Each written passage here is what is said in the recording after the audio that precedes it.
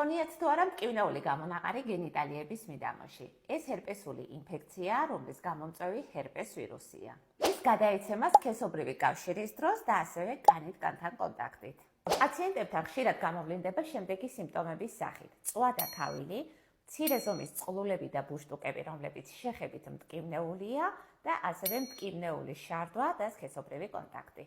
ასევე შესაძლებელია ვირუსი არსებობდეს ორგანიზმში, თუმცა ის სიმპტომურად არ ვლინდებოდეს, რაც გამოწვეული არის ძლიერი იმუნური სისტემის არსებობის და მისი დიაგნოსტიკა ზოგჯერ სრულიად შემთხვევით ლაბორატორიული კვლევით გამოვლინდება. გენიტალური ჰერპესი სრულად არ იმკურნება, თუმცა მისი სიმპტომების კონტროლი შესაძლებელია მკურნალობით. საყურადღებოა ორსულობა და ჰერპესული ინფექცია. თუ ორსულ მშობიარობის წინა პერიოდში გენიტალიებზე აღინიშნება აქტიური ჰერპესული გამონაყარი, ის არის რომ კვეთის ჩვენება ხდება.